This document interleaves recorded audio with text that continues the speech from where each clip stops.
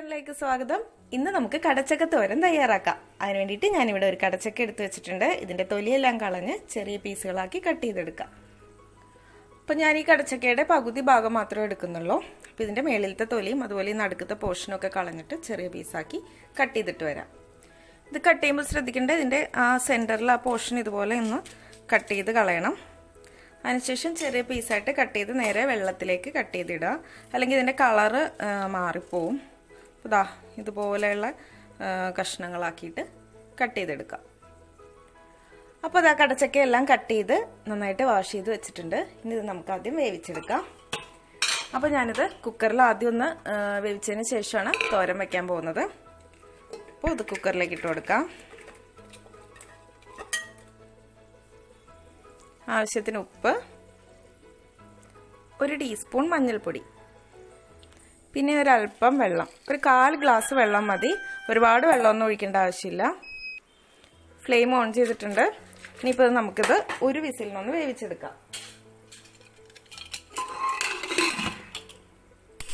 ഒരു മീഡിയം ഫ്ലെയിമിലാണ് വെച്ചിട്ടുള്ളത്. ഒരു വിസിലാവുമ്പോഴേക്കും ഇത് ആവശ്യത്തിന് വെന്ത്. കടച്ചക്ക വേവുന്ന സമയം കൊണ്ട് നമുക്ക് ഒരു 1/2 കപ്പ് തേങ്ങ, ഒരു 10-12 അല്ലി ചുവന്നുള്ളി, 2 വെളുത്തുള്ളി, 3-4 പച്ചമുളക് ഓരോരുത്തരുടെ എരിവിനനുസരിച്ച് കൂട്ടുകയും കുറയ്ക്കുകയൊക്കെ ചെയ്യാം. 1/2 ടീസ്പൂൺ മുളക് പൊടി, 1/4 ടീസ്പൂൺ നല്ല ജീരകം, ക്യുമിൻ സീഡ്സ്. ഇത്രയും നന്നായിട്ടൊന്ന് ഒതുക്കിയെടുത്തിട്ട് വരാം. നല്ല പേസ്റ്റ് പോലെ അരക്കരുത്, ചെറുതായിട്ടൊന്ന് ക്രഷ് ചെയ്ത് ഒന്ന് ഒതുങ്ങി കിട്ടിയാൽ മതി. ഒരുപാട് ഫൈൻ പേസ്റ്റ് പോലെ ഒന്നും അരക്കരുത്, വെള്ളമൊന്നും ചേർക്കാതെ ഒന്ന് ഒതുക്കിയെടുത്തിട്ട് വരാം. ഇതാ ഇതുപോലെ മതി, ഒരുപാട് അരഞ്ഞൊന്നും പോവരുത്. കണ്ടോ, ഈ ഒരു പരുവത്തിൽ വേണം.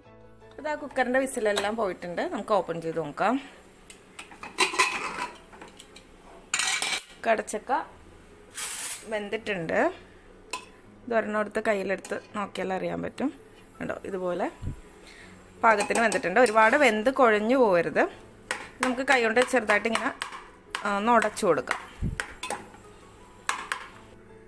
ഇപ്പോൾ തോരൻ തയ്യാറാക്കാൻ വേണ്ടിയിട്ട് ഞാനൊരു ചീനച്ചട്ടി ചൂടായപ്പോൾ 1 ടേബിൾ സ്പൂൺ വെളിച്ചെണ്ണ ഒഴിച്ചു കൊടുത്തിട്ടുണ്ട്.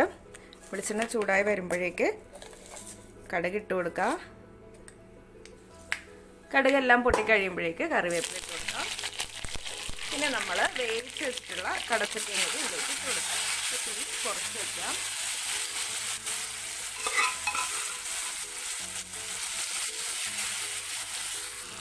കടച്ചക്ക ഇട്ട് കൊടുത്തിട്ടുണ്ട്. ഇനി നമ്മുടെ തേങ്ങാക്കൂട്ടും കൂടി ഇതിലേക്ക് ചേർത്ത് കൊടുക്കാം.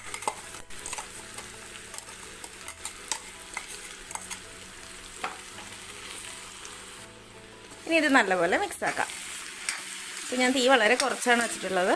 ഇനി നമ്മുടെ തേങ്ങയുടെ എല്ലാം പച്ച ചുവ ഒന്ന് മാറണം. അതുപോലെ തന്നെ ഈ കടച്ചക്ക ഒന്ന് ഇതുപോലെ ഈ തവി കൊണ്ടൊന്ന് ഉടച്ചു കൊടുക്കാം.